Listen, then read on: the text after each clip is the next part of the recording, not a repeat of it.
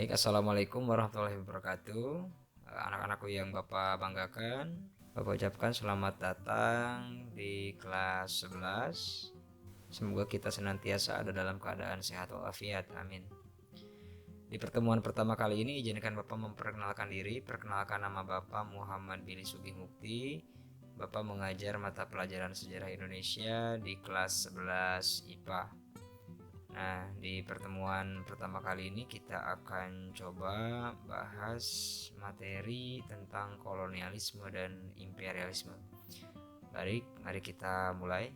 Baik, mari kita perhatikan peta konsep yang tampil di layar, oke ya.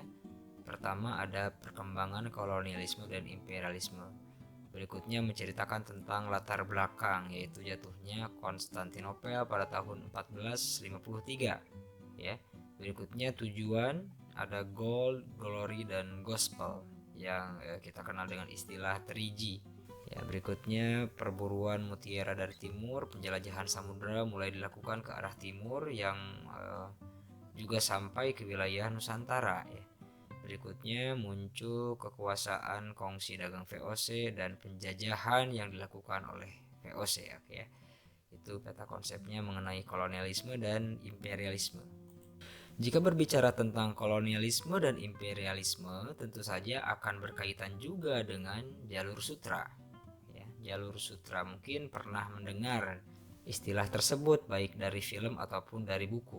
Namun sebelum terbentuknya jalur sutra, yang mempengaruhi adanya kolonialisme dan imperialisme, sebenarnya aktivitas perdagangan sudah berjalan. Jalur sutra itu apa sih? Jalur sutra merupakan rute perdagangan yang terbentang sepanjang ribuan kilometer di benua Asia.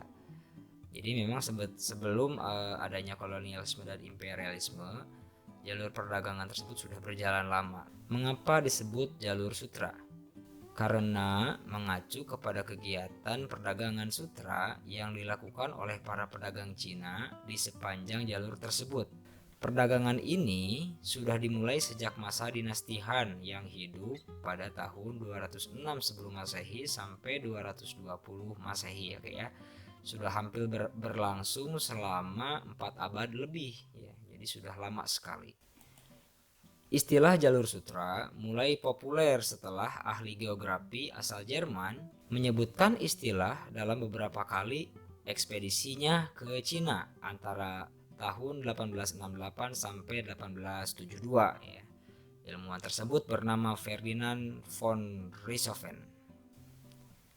Meskipun disebut jalur sutra, barang yang diperdagangkan tidak hanya kain sutra saja. Ya, barang-barang diantaranya yang dijual dari barat ke timur meliputi kuda, pelana, perak, madu, unta, buah-buahan, baju besi, barang pecah belas, selimut wol, permadani, tekstil, dan emas. Jadi jalur sutra itu hanya istilah saja. Tetapi barang-barang yang dijual itu adalah barang-barang yang beragam. Barang yang dijual dari arah timur ke barat. Ada sutra, teh, pewarna, perlengkapan rumah tangga khas Cina, rempah-rempah, kayu manis jahe, obat-obatan, gading gajah, kertas, bubuk mesiu, dan lain sebagainya ya. Sangat beragam sekali. Jalur sutra digunakan secara teratur sejak masa dinasti Han di tahun 130 sebelum Masehi. Dibuka secara resmi hingga 1453 Masehi.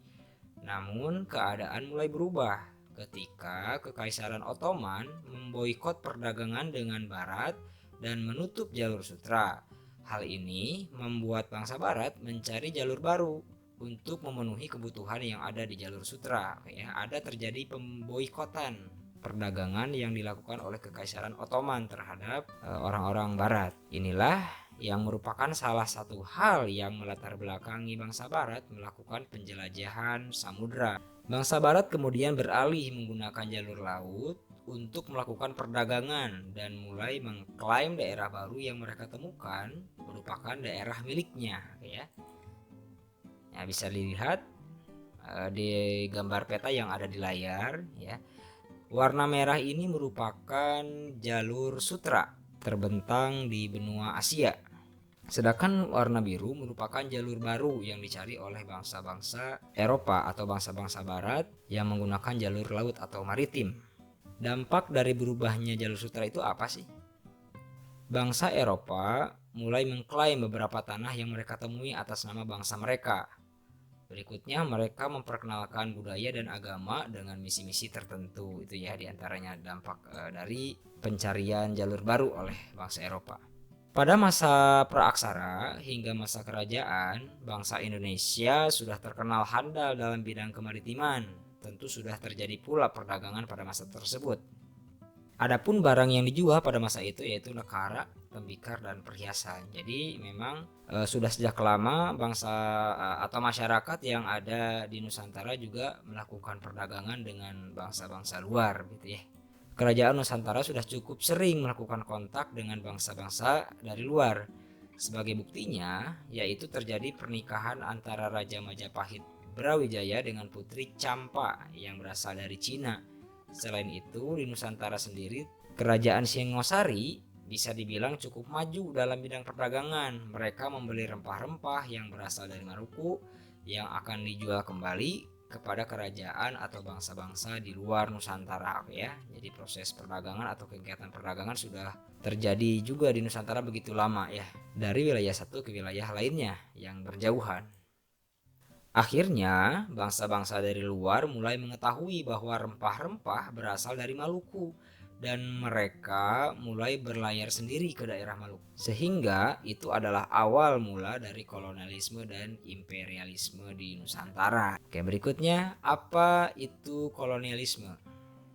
Kolonialisme berasal dari kata koloni yang artinya tanah, pemukiman, atau jajahan. Kolonialisme sendiri bermakna usaha untuk menguasai suatu daerah di luar lokasi atau negara tersebut ya, atau bisa dibilang sebagai suatu penjajahan ya. Kolonialisme bertujuan untuk mencari dominasi ekonomi dan sumber daya, tenaga kerja, perdagangan di suatu wilayah tertentu. Kolonialisme bertujuan untuk mencari dominasi ekonomi dan sumber daya, tenaga kerja, dan perdagangan di suatu wilayah tertentu. Biasanya daerah koloni memiliki sumber daya yang sangat melimpah karena tadi tuntutannya untuk diambil sumber dayanya, tenaga kerja, dan lain sebagainya. Berikutnya, apa sih imperialisme itu? Imperialisme berasal dari kata imperera yang berarti memerintah. Imperator bermakna orang yang diberi hak imperium atau memerintah. Lalu imperium adalah hak untuk imperera atau memerintah. Ya, maka imperialisme adalah kebijakan di mana negara besar berupaya untuk memegang kendali pemerintahan dari negara lain untuk dijaga agar bisa berkembang. Ya, itulah pengertian imperialisme. Berikutnya di barat muncul apa yang disebut dengan perjanjian Tordesillas. Jadi perjanjian Tordesillas ini merupakan kesepakatan antara dua negara, yakni negara Spanyol dan negara Portugis, di mana kedua negara ini bisa dibilang sebagai pelopor negara yang melakukan penjelajahan samudera. Atas permintaan pimpinan kerajaan Spanyol, Paus Alexander IV membagi dunia menjadi dua bagian, yaitu sisi barat dan timur. Sisi barat untuk bagian Spanyol dan sisi timur untuk Portugis. Ya, bisa dilihat di gambar peta di sini. Warna merah ini bagian timur yang merupakan wilayah penjelajahan samudera negara Portugis. Sedangkan yang hijau merupakan wilayah penjelajahan samudera negara Spanyol. Kedua negara tersebut membuat perjanjian Tordesillas yang ditandatangani pada tanggal 7 Juni 1494 untuk membagi wilayah penjajahan. Ya, perjanjian Tordesillas sendiri disahkan oleh Spanyol pada 2 Juli 1494 dan oleh Portugis pada 5 September 1492. Perjanjian tersebut berlaku hingga 17 Januari 1750. Itu tentang perjanjian Tordesillas. Jadi dunia dibagi dua oleh Paus Alexander agar tidak terjadi perselisihan antara Spanyol dan Portugis.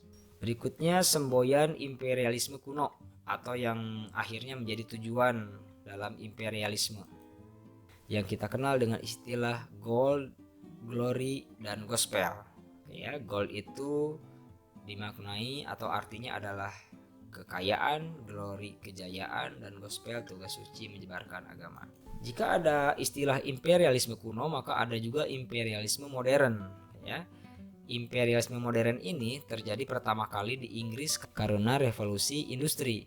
Kemudian, kemajuan industri berdampak pada masalah pemenuhan bahan mentah dan pasar yang luas. Imperialisme modern dimulai pada pertengahan abad ke-19, muncul setelah terjadinya peristiwa revolusi industri. Jadi yang menjadi pemicu terjadinya imperialisme modern adalah gara-gara munculnya revolusi industri. Jadi industri pada saat itu sudah menggunakan alat-alat yang canggih, mesin-mesin yang canggih, dan barang-barangnya diproduksi secara massal, jadi skala besar, sehingga pemenuhan barang mentahnya pun besar, ya. Negara penjajah mencari daerah dengan sumber daya alam untuk memenuhi produksi industri. Ekonomi merupakan inti dari imperialisme modern, jadi untuk menguasai ekonomi.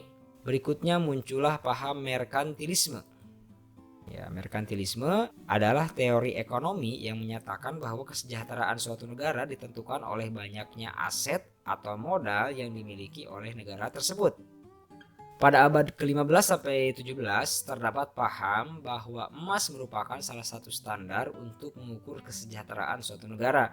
Paham tersebut dikembangkan di beberapa negara di Eropa seperti Spanyol, Portugis, Belanda, dan Inggris. Akibat munculnya paham merkantilisme, negara-negara tersebut mulai ingin memonopoli dan mementingkan kesejahteraan sendiri. Mereka mulai mencari emas dan juga perak keluar wilayah Eropa. Hal tersebut yang menjadi cikal bakal kolonialisme dan imperialisme. Selain itu, rempah-rempah juga salah satu komoditas yang sangat mereka cari dalam penjelajahan samudranya. Pada mulanya tujuan bangsa Eropa adalah berdagang, ya. Namun seiring berjalannya waktu berubah menjadi praktek kolonialisme dan imperialisme. Bangsa Eropa melihat kekayaan dan sumber daya alam yang dimiliki Nusantara dan berupaya untuk menguasainya. Hal tersebut dilakukan untuk mengamankan kegiatan perdagangan agar bangsa Eropa dapat memonopoli secara luas, oke ya. Karena memang pada awalnya penjelajahan samudera ini dilakukan karena diboikotnya jalur sutra. Jalur sutra merupakan jalur perdagangan, ya. Namun yang awalnya tujuannya hanya berdagang, seiring berjalannya waktu berubah menjadi praktik kolonialisme dan imperialisme. Ada upaya untuk menguasai atau menjajah suatu wilayah. Baik, demikian pembelajaran sejarah Indonesia pada pertemuan pertama kali ini. Semoga apa yang kita pelajari menjadi ilmu yang bermanfaat. Terima kasih, sampai jumpa.